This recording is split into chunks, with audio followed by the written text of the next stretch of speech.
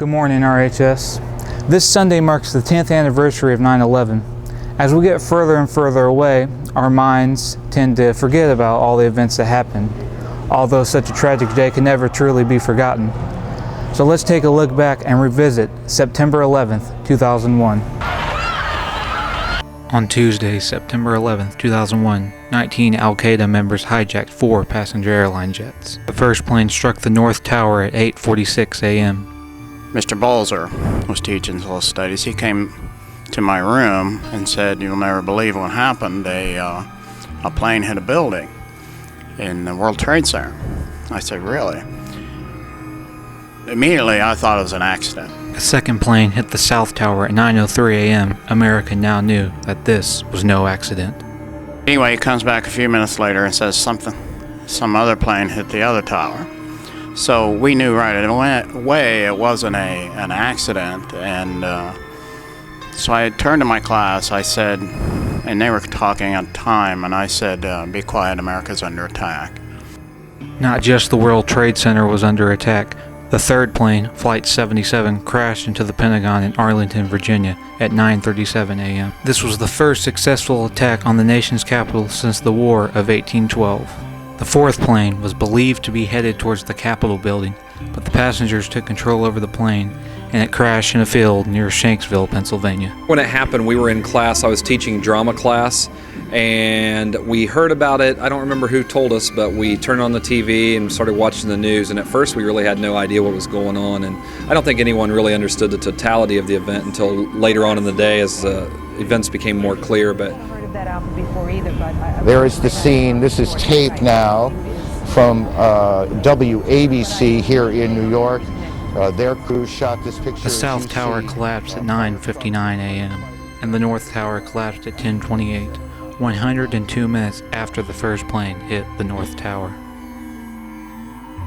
And there, as you can see, perhaps the second tower, the front tower, the top portion of which is collapsing. Good Lord.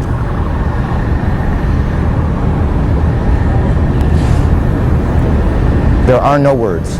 I remember that day very clearly, with all the classes gathering together, and it was a strange time, and obviously something that we had been discussing in our international affairs class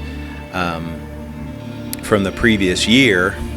President Clinton had given a speech in, I believe, 1999, and we had the clipping up on the wall of Osama bin Laden and a speech that President Clinton had given that we had discussed in foreign policy class. So it was one of those things where we kind of understood what was going on, but we also didn't really know anything at the time, and we're kind of piecing together a lot of the stuff.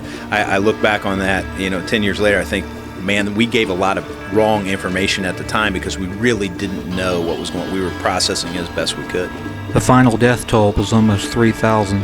The 3,000 included 60 police officers, 343 firefighters, 19 hijackers, 8 private emergency technicians, and 184 people in the Pentagon. Over 70 nations lost citizens that day. However, the majority of the lives lost on that day were civilians. An overwhelming 2,753 victims died on September 11th, 2001. The aftermath went on, and it hit everyone. Schools were released early, and the economy took a giant plunge. The financial aftermath of September 11th was really serious for our nation. When people become scared and think that they're not safe, they want their money close to them. So that means they're going to sell their stocks. That led to our stock market crashing. Pretty significant crash, not nearly as significant as the Depression, but for our modern times, very serious financially. It would be an event that sparked several new security laws and the Patriot Act. This new law that I signed today will allow surveillance of all communications used by terrorists, including emails, the internet, and cell phones. September 11th and the Patriot Act also caused an increase in hate crimes towards American Muslims. There was an incident where somebody threw an egg through the window of the construction trailer that was here, and also graffitied the entire side of the white construction trailer in front of the Gurdwara. One of the biggest ones people in the United States have misconception about is how related the religions are. Judaism, Christianity, and Muslim all come from the same religion. They all come from Abraham. However, even with the higher chance of being mistaken for terrorists, American Muslims gave huge help to the victims and survivors of 9/11. Everyday citizens of all nationalities that came together, united as Americans when this awful tragedy happened. As tragic as September 11th was, there was perhaps some good that came out of the tragic event.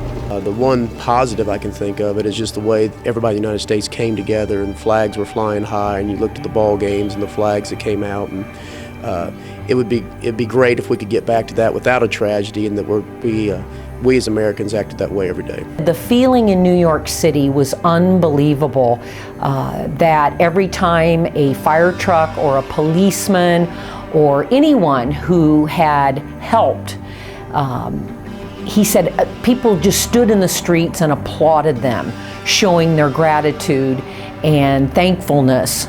For the future generations to come, our children and their children, they'll ask us, what were we doing on September 11th? And it'll be just another day for them to remember on the calendar. But for those that lived it, it'll be a day that we truly never forget.